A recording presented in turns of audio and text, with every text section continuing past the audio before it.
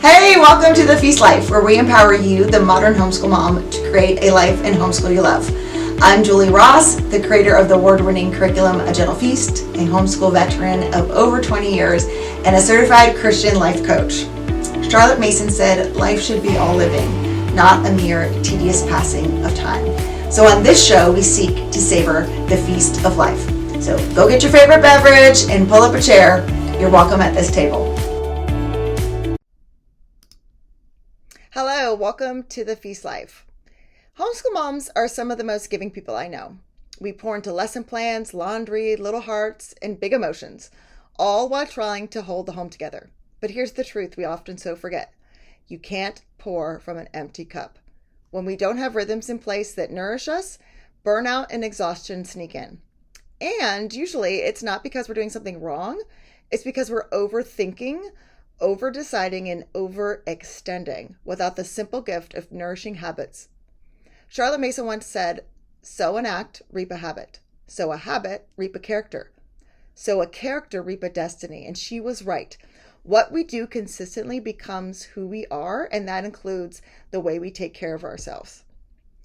So today I'm going to be talking about habits that you can put into practice that will nourish you and fill your own cup, and that will make you a better homeschool mom. Let's dive in. Charlotte Mason put it this way: there is no sadder sight in the life of a mother who has so used herself up in her children's childhood that she has nothing to give them in their youth. Then when their children come to that most difficult time between childhood and full development, she's nonplussed. And though she may do much for her children, she cannot do all she might if she, as they, were growing. Is there not some need for mother culture? But how is the state of things to be altered? So many mothers say, I simply have no time for myself. I never read a book, or else I don't think it's right to think of myself. They not only starve their minds, but they do it deliberately with a sense of self-sacrifice, which seems to supply ample justification. So as you're planning out your schedule for the year, do you have time on your schedule to nourish your own heart, soul, and mind? And I put body too, your physical person. So we can focus so much on, okay, well, I'm going to work with this kid on phonics and this kid's going to be doing math and figuring out all the schedule for our children, that we forget that we need to be scheduling stuff for ourselves as well. And again, with those rocks, if you don't put it on your schedule, it's not going to happen, because all this other stuff's going to fill up and take up all your time. And you're going to go, oh, wait, like I haven't been nourishing my own heart and mind. I'm pouring from an empty cup here. And maybe that's why I feel so frustrated and overwhelmed. So a few things that have worked for me. And again, play around with this. Okay. You might have to try one thing and then in a couple weeks, try something else. So there's not like you're going to get one formula and it's going to work the whole rest of the year. Okay.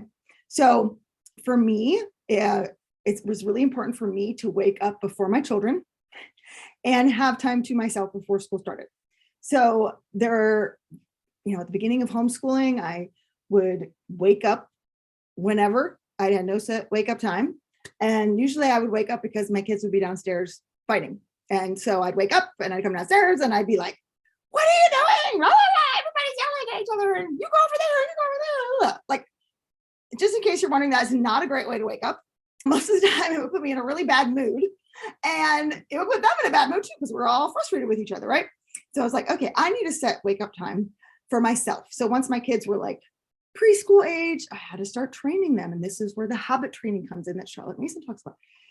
This is how you read a clock. And this is an 8 and 2 zeros. When it has 8 and 2 zeros, you're allowed to come out of your room. Before then, it's mommy's time, And again, the habit training of, oh, does it say 800 on your clock? It doesn't say it on mine.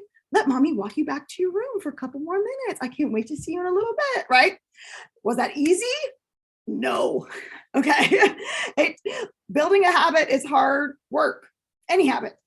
Okay. So helping our children build new habits is hard too, but it was worth it because it allowed me time in the mornings to spend time nourishing my soul with my quiet time and my coffee. And so that when they woke up, I was like, hey, it's so great to see you guys. I can't wait for school. Rather than, why is everybody fighting down here? And and so it's so important to have that. Now, again, there's seasons in life where you have newborns and things and stuff happens, right? But if you're able to start waking up at a set time every morning and have time for yourself before your children wake up is so important. Now my kids are teenagers and it's like waking the living dead. So, it's only for a season here, people, when you have little people and they want to get up early. So now I have like 2 hours in the morning to myself. I go to the gym, I take a shower, I do all kinds of fun stuff in the mornings. Now I got all this time. Your teen doesn't sleep in. Oh, okay. Well, I guess everybody's different, right? We might need to train them until learn the 8 o'clock rule. Another thing I did when my kids were young was after lunch, they would have room time, quiet time. Most of them stopped taking naps at around age 3. So we just called it quiet time. Then once they went up to quiet time, the first thing I would do was I would set a timer for 15 minutes and I would light a candle. I would make myself some tea and I would have my own little personal tea time. Just 15 minutes, people. Why did I have to set a timer for 15 minutes? Because my mind could think of 50 million things I should be doing right then rather than reading, right? It's like, you got to load the dishwasher. You got to do laundry. You got to call the doctor back. Like, that stuff's still going to be there. Again, if the rock is, I'm going to spend some time in my day to nourish myself. Taking that small chunk, the rest magically still got done, right? That 15 minutes didn't like throw our house into disarray for the rest of the day. Or maybe like at the end of the day, right? I'm going to stop watching Netflix or scrolling on my phone right before I go to bed. I have a goal where I try to read a chapter before I go to bed every night.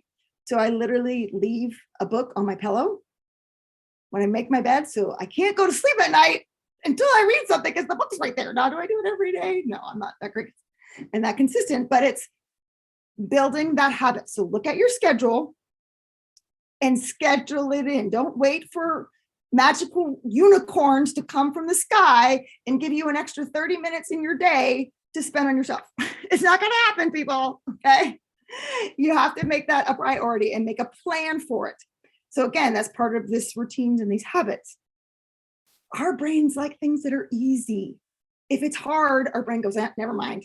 So if you wake up in the morning and you are training your children and you have this time for yourself and you have to go, find your Bible and find your journal and find your pen and, make the coffee and do these things, you're not going to do it. It's too many steps. It's too hard.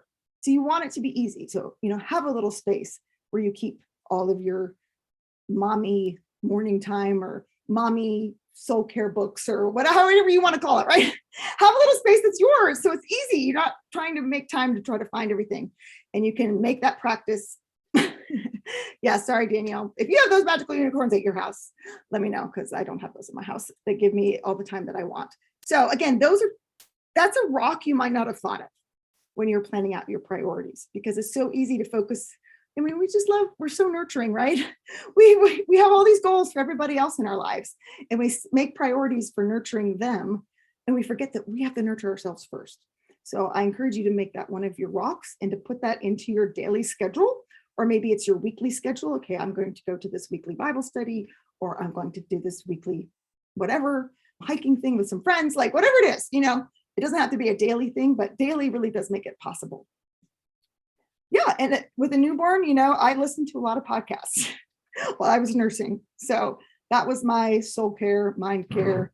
I couldn't schedule it. It was around, when the baby needed to eat, but, thinking outside the box, I think really helps. So again, that's why it's so important to know your outcome.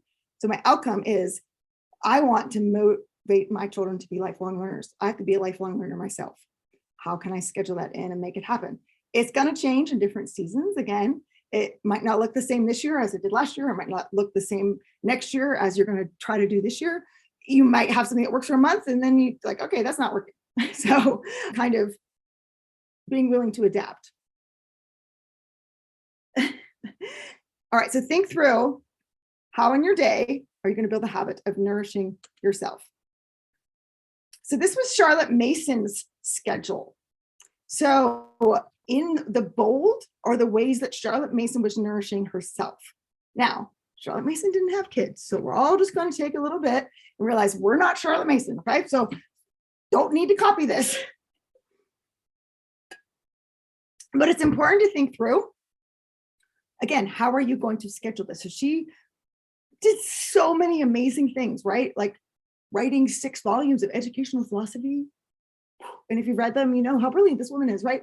And running this whole school and having a magazine that she edited and writing volumes of poetry based on the Gospels. Like, I mean, she did, and she was traveling and doing speeches. I mean, she did so many amazing things. How did she do all this, right? And grow her own mind in a way that she could write volumes of education philosophy, right? She spent a lot of time nourishing herself. So during breakfast, she would read her Bible and do her devotions. Then she would take a break in the middle of this work block from 9 to 1. And for 20 minutes, she would do light reading like the newspaper. And then she would spend 10 minutes reading a classic author. And I love this because we feel like we need like an hour block of time to like read a book, right? No, just a little 10 minutes. Like I was telling you, with my little 15-minute personal tea time. These little chunks, these little seeds of ideas that we are planting in ourselves add up to a full life, just like they do for our children, right? So these short little lessons and the ideas that we do for them, but it's important to do that for ourselves too. If you read a classic author for 10 minutes every day for an entire year, it's going to change you as a person, right? Then during lunch, she would read a travel biography book. That sounds like fun, right? Then this is crazy, y'all. She spent 2 hours every day out in nature. Again, she didn't have, household chores like we do when kids and running people to soccer and stuff like that. But even when she was really sick towards the end of her life, she would have someone take her out in a carriage and ride her around rainy, cold England because it was a priority for her. So she scheduled it from 2 to 4. This is what I'm doing. It's a non-negotiable. Something can come up, but this is what's happening. And then after dinner, she would read for an hour of her favorite novel. So again, we're not Charlotte Mason here. But my point in showing you this is to take away the importance of scheduling the things that are going to feed your heart and soul and mind. So for me, I don't spend 2 hours every day out in nature. Okay, it's hot here, y'all. So if I can spend an hour a week out in nature, I am very proud of myself, not just with my kids, but like by myself. So if I can go for 2 30-minute walks a week, I'm very proud of myself. Some weeks it's more than that. Some weeks it's not, but that's my priority. I haven't scheduled these are the days I'm taking a 30-minute walk. Here's when I'm going to do it. For you, it might be, okay, I'm going on this nature walk by myself this Saturday during this 12-week term. This might be the only time I can get away by myself for these 12 weeks, but it's important to me that I nourish my own heart, soul, and mind. So I need to be out in nature too. I need to be modeling that. So I'm going to find a babysitter, ask my husband to watch the kids this Saturday. And this Saturday, I'm going to this park, and you put it on the calendar. Okay. Then things will actually happen. It's not just an idea or a wish. All right. So how can you schedule your routines to make these goals happen? Like we were talking about earlier. Thanks for listening to today's episode. Let's wrap up with some key takeaways. Number 1, habits shape identity on autopilot. The thoughts and feelings that you regularly have determine your actions, and those actions can become habits, and those habits become your character. When you choose one nourishing habit and repeat it, you're not just changing a routine, you're becoming the kind of mom who keeps promises to herself. Number 2, start small, snowball steadily. Pick one habit for 30 days. Create small wins that create momentum, the snowball effect, making it easier to add the next right habit later. Number 3, design your habit to succeed, automatic habit style. Make it obvious, attractive, easy, and satisfying. Number 4, if you are stopping a habit, replace it. To break an unhelpful loop, make it invisible, undesirable, difficult, and unsatisfying. And number 5, mother culture isn't optional, it's fuel. Charlotte Mason reminds us that a mother who continues to grow gives her child a richer education. Guard simple rhythms like reading, praying, journaling, movement as essentials, not extras in your homeschool week. You'll never change your life overnight, but you can change it in the next 30 days with one simple nourishing habit. Pick it, track it, celebrate it.